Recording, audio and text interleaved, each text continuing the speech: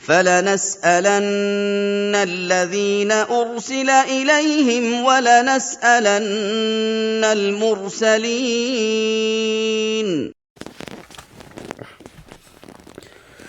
إن الحمد لله نحمده ونستعينه ونستغفره ونعوذ بالله من شرور أنفسنا ومن سيئات أعمالنا من يهده الله فلا مضل له ومن يضلل فلا هادي له وأشهد أن لا إله إلا الله وأشهد أن محمدا عبده ورسوله أما بعد فإن أحسن الحديث كتاب الله وأحسن الهدي هدي محمد صلى الله عليه وسلم وشر الأمور محدثاتها وكل محدثة بدعة وكل بدعة ضلالة وكل ضلالة في النار.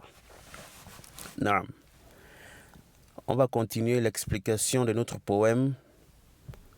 Le cours dernier, on a expliqué la première partie du vers 12 qui était relative au hadith Aziz. Naam. Et là, nous allons voir la deuxième partie de ce même vers qui concerne, n'est-ce pas, une autre catégorie de hadith qui est appelée Al-Mashhour. Naam. L'auteur Al-Bayquni rahimahullah ta'ala, il dit Mashhuru marwi fawqa ma thalatha. Mashhuru marwi fawqa ma thalatha. Alors ici, on va d'abord attirer votre attention sur, n'est-ce pas, la lecture du vers.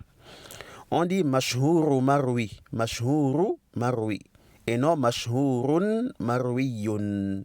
Naam. Comme on avait dit pour le Aziz, naam, à cause de quoi? Du darurat shi'riya.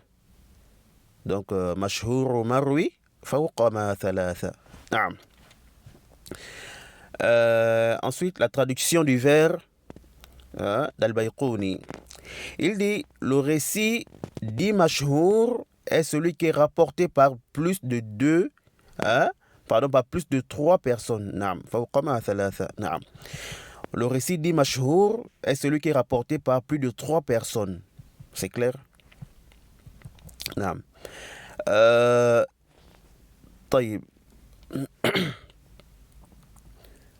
D'abord, la définition du mot al-mashhour en langue arabe, l'oratan. Ce mot vient de ash-shuhra, la célébrité. Quelque chose qui est célèbre. Intashara, c'est une chose qui est répandue et connue, voyez-vous. Et on a appelé ce genre de hadith par ce nom à cause du fait qu'il soit répandu de manière générale, ou à cause du fait qu'il soit répandu et connu par quoi? Par ses caractéristiques. Voyez-vous? Ou encore à cause de sa clarté. Naam. Ensuite, les savants du hadith divergent. Ils divergent sur sa définition. Yani, sa définition chez eux. Certains ont dit, ils ont dit que le mashhour, ils ont dit, comme a dit l'auteur ici, que le hadith mashhour, c'est celui qui est rapporté par plus de trois personnes. Donc, c'est un récit qui est rapporté par quoi? 4 personnes au minimum. Ou qui a 4 voix au minimum. Et si c'est 3, chez eux, ils diront quoi? Ils diront que le hadith, il est aziz, comme on a vu dans le cours dernier. Vous voyez? Donc ça, c'est l'avis qu'a choisi l'auteur ici, Al-Bayquni, rahimahullah ta'ala. Et comme on a dit, que c'est l'avis, n'est-ce pas, c'est l'avis de plusieurs savants avant lui, tels que Ibn Manda, Ibn Salah, An-Nawawi et autres, vous voyez. Donc, pour eux, le mashhour, c'est le hadith qui est rapporté par plus de 3 personnes. ou qui a plus de 3 voix. Voyez-vous. Mais l'avis que nous trouvons juste et ce avec quoi on travaille de nos jours, c'est que le mashhour, c'est le récit qui est rapporté par 3 personnes au minimum. Naam, par 3 personnes au minimum. Yani de 3 à plus. Tant que cela n'a pas atteint le degré du hadith mutawatir. Celui qui a un caractère notoire. Naam. Donc, la vie juste c'est quoi? C'est que le hadith mashhour commence à partir de 3 personnes. Voyez-vous? Donc, si un hadith est rapporté par au minimum 3 personnes ou qui a au minimum 3 voix, on va dire que le hadith, il est mashhour. Al-Hafiz ibn Hajar rahmatullahi ta'ala alayhi, il a dit dans le Nuzha, en le définissant, il a dit Ma lahu turuqun mahsuratun bi akthara min ithnayn. Ma lahu turuqun mahsuratun bi akthara min ithnayn. Il dit c'est celui qui a des voix limitées par plus de 2 narrateurs. Vous voyez, celui qui a des voix limitées par plus de 2 narrateurs. C'est-à-dire quoi? Il est rapporté par plus de 2 personnes. Non, parce que chez nous, la vie juste, c'est que 2 personnes, c'est quoi? C'est le aziz. Non. Donc, à partir de 3 en montant, donc à partir de 3 en montant, on dit quoi? Que c'est le mashhour. Oui. Et quand il dit ici des voix limitées, c'est-à-dire que le hadith est venu par 3 voix au minimum. Sinon, plus de 3 voix. Mais nombre de voix, n'est-ce pas, comme on a dit, qui n'a pas atteint le hadith mutawatir. Naam.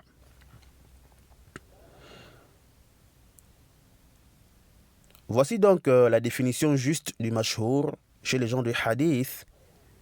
C'est le hadith qui est rapporté par 3 personnes en montant, ou celui qui a 3 voix au minimum. Voyez, cela veut dire quoi? Que si on voit que le plus petit nombre des gens qui ont rapporté le hadith est de 3, 4, 5 ou plus, en tout cas à partir de 3, on va dire que le hadith il est quoi? Qu'il est mashhour. Wadih. Ensuite, sachez qu'on emploie le mashhour pour désigner 2 choses. On emploie le mashhour pour désigner 2 choses. Ou si vous voulez, le mashhour se divise en 2. Naam. Le mashhour se divise en 2.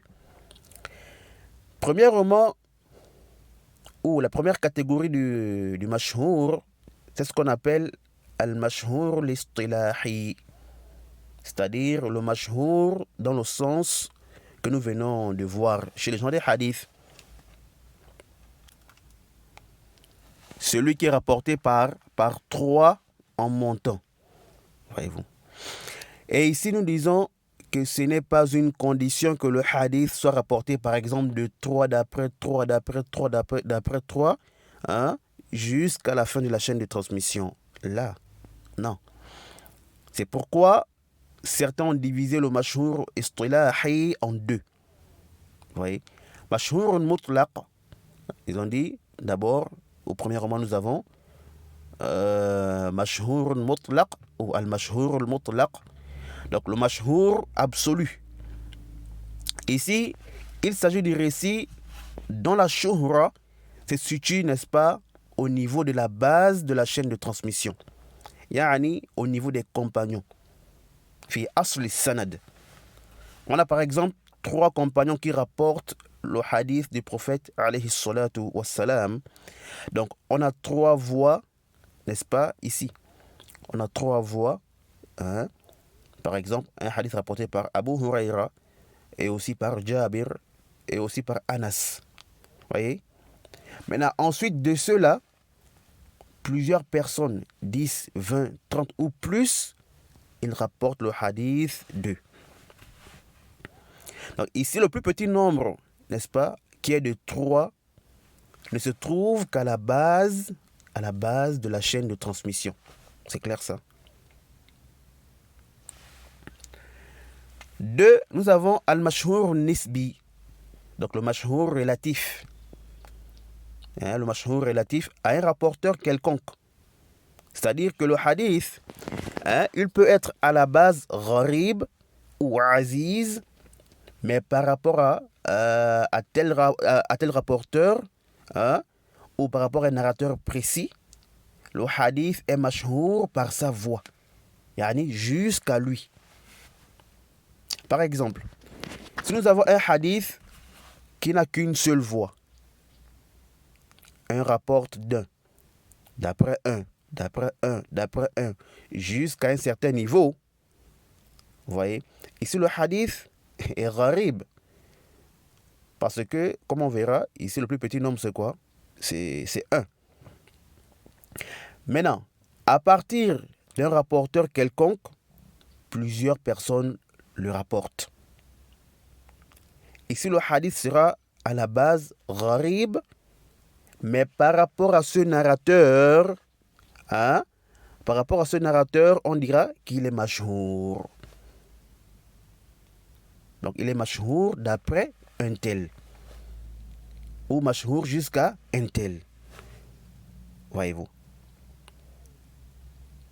Nous avons un exemple très clair. C'est le hadith de Innamal a'malu bin niyyat. C'est un hadith gharib. Naam. Parce que ce n'est qu'Omar radiallahu ta'ala anhu qui rapporte le hadith du prophète. C'est le seul compagnon qui a rapporté ce hadith du prophète sallallahu alayhi wa sallam ala sahih, parce que le reste des voix sont des voix da'ifa. Naam. Donc le seul compagnon qui a rapporté le hadith innamal a'malu bin niyyat, c'est bien Omar radiallahu ta'ala anhu qui le rapporte du prophète sallallahu alayhi wa sallam. Naam. Et il n'y a aussi que Alqama qui le rapporte de Omar. Il n'y a aussi que Muhammad ibn Ibrahim at-Taymi qui le rapporte de Alqama. Également, il n'y a que Yahya ibn Sa'id al-Ansari qui le rapporte de Muhammad ibn Ibrahim at-Taymi. Muhammad ibn Ibrahim at-Taymi. Donc, jusqu'à Yahya ibn Sa'id al-Ansari, le hadith, il est gharib. Vous voyez? C'est un qui rapporte d'après un, jusqu'à Yahya ibn Sa'id al-Ansari. Maintenant, à partir de Yahya, plusieurs personnes ont rapporté de lui. On dit même qu'il y a plus de 200 personnes qui l'ont rapporté de Yahya ibn Sa'id. À tel point qu'on dit que cela a atteint le degré de quoi? Le degré du hadith mutawatir. Parce qu'il y a plusieurs personnes qui l'ont rapporté de Yahya ibn Sa'id al-Ansari. Donc ce hadith-là, il est à la base gharib. Mais à partir du nombre qu'il a rapporté de Yahya ibn Sa'id al-Ansari, ou à partir de Yahya ibn Sa'id al-Ansari, le hadith devient quoi? Il devient mashhour relatif à lui. C'est-à-dire mashhour nisbi. Donc c'est mashhour jusqu'à Yahya ibn Sa'id. Wadih? C'est clair? طيب. Alors la deuxième catégorie du mashhour, parce qu'on a vu que la première c'était quoi? Le mashhour istilahi. Et là on voit la deuxième catégorie, c'est quoi? C'est le mashhour dans le sens linguistique. C'est-à-dire quoi? C'est-à-dire les récits qui sont propagés et répandus chez les gens. Voyez-vous. Et cette catégorie-là elle se divise en deux. Naam. Ce qui est répandu chez le commun des gens. Donc, on dit, elle se divise en deux. La première partie, c'est le mashhour qui est quoi, ou bien ce qui est répandu chez le commun des gens. Vous voyez? On a souvent certains propos qui sont répandus par certains gens de la masse comme étant quoi? Comme étant la parole du prophète sallallahu alayhi wa sallam. Alors que ce ne sont même pas des hadiths à la base. Parfois, ce sont des hadiths inventés. Parfois, des hadiths qui n'ont même pas de chaîne de transmission. Mais pourtant, c'est des choses qui sont répandues et qui sont connues chez eux comme étant des hadiths, comme étant la parole du prophète. Alors que c'est des faux propos. C'est des faux propos. Oui. Mais ici, qu'est-ce qu'on va dire? On va dire quoi? Que tel hadith est mashhour. Tel hadith il est célèbre, il est connu. Pas dans le sens qui est connu chez les gens des hadiths, là. Mais plutôt à cause du fait qu'il soit propagé, à cause du fait qu'il soit célèbre. Est-ce que vous comprenez le sens de la shuhra ici, de la célébrité ici? En fait, parce que le hadith, il est connu, il est propagé, hein, il est célèbre, il est connu chez les gens de la masse. Que telle parole, c'est quoi? Que c'est un hadith du prophète. Donc, cette célébrité-là, ce n'est pas, ou ici la shuhra, hein, ce n'est pas le sens de la shuhra chez les gens du hadith. C'est clair?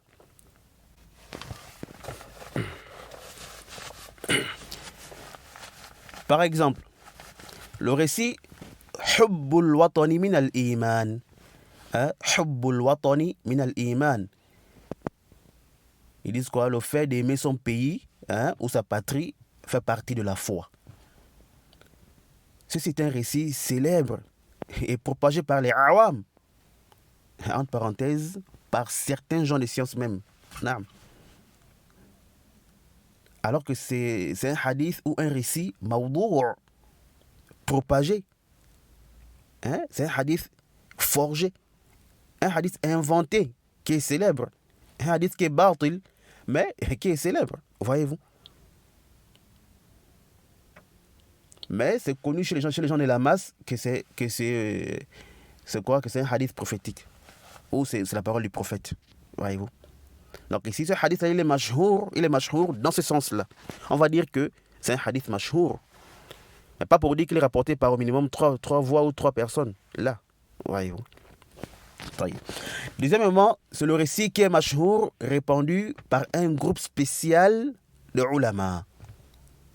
Soit chez les usuliyoun, ou chez les fuqaha, ou chez les gens de tafsir, ou autres. Non. Alors, ce genre de récit-là, dit mashhour chez eux, il peut avoir qu'une seule voix. Il peut même être gharib. Il peut être quoi? Il peut être gharib. Hein?